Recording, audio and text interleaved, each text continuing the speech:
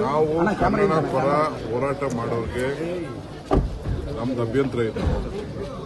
ಕಾನೂನು ಕೈಗೆ ತೆಗೆದುಕೊಳ್ಬಾರ್ದು. ಬೆಂಗಳೂರು ನಗರದ ಆಸ್ತಿ ಪಾಸ್ತಿಗಳನ್ನ ಹಾನಿ ಮಾಡೋದು ನಾವು ಒಪ್ಪಲಿಕ್ಕೆ ನಾವು ತಯಾರಿಲ್ಲ. ನಮಗೆ ಕನ್ನಡ ಉಳಿಸಬೇಕು, ಕನ್ನಡ ಹೋರಾಟಗಾರರ ಬಗ್ಗೆ ನಮಗೆ ಗೌರವ ಇದೆ. ಹಂಗಂತ ಎಲ್ಲರ ಆಸ್ತಿಗಳನ್ನೆಲ್ಲ ಹಾಳು ಮಾಡಲಿಕ್ಕೆ ಸರ್ಕಾರ ಕಣ್ಣು ಮುಚ್ಕೊಂಡು ಸುಮ್ಮನೆ ಕೂತ್ಕೊಳ್ಳೋಕ್ಕಾಗಲ್ಲ.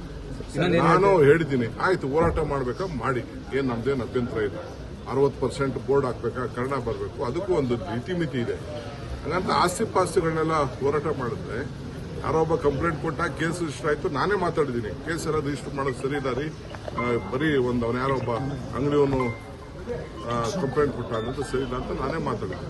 ಹಂಗಂತ ಅಂದ್ಬಿಟ್ಟು ಎಲ್ಲರ ಆಸ್ತಿಗಳನ್ನ ಮಾಡ್ತೀನಿ ಅಂತ ಅಂದ್ರೆ ಇದಕ್ಕೆಲ್ಲ ನಾವು ಈ ಅವಕಾಶನ ಕೊಡ್ಲಿಕ್ಕೆ ಕನ್ನಡ ಕಡ್ಡಾಯ ಬಗ್ಗೆ ನೀವು ಕೂಡ ಭರವಸೆ ಕೊಟ್ಟಿದ್ರಿ. ಹೌದ್ರಿ, ಕಡ್ಡಾಯ ಮಾಡೋಣ, ಅದಕ್ಕೆ ಏನ್ ಬೇಕು ನೋಟಿಸ್ ಕೊಡೋಣ, ಎಲ್ಲ ಮಾಡೋಣ.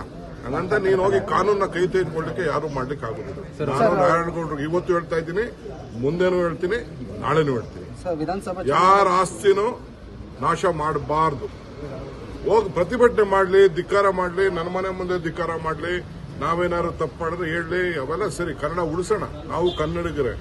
ಮುಖ್ಯಮಂತ್ರಿಗಳು ಮಂತ್ರಿಗಳಿಗೆ ಹೇಳಿದ್ದಾರೆ, ನಿಮ್ದು ಏನೇ ಟಿಪ್ಪಣಿ, ಏನೇ ವಿಚಾರ ಇದ್ರೂ ಕೂಡ ನೀವೆಲ್ಲ ಕನ್ನಡದಲ್ಲೇ ಉಪಯೋಗಿಸಬೇಕು ಅಂತ ನಮಗೂ ಹೇಳಿದ್ದಾರೆ. ಕ್ಯಾಬಿನೆಟ್ ಅಲ್ಲಿ ಹೇಳಿದ್ದಾರೆ. ಸರ್ಕಾರ ಕನ್ನಡಕ್ಕೆ ಬದ್ಧವಾಗಿದೆ.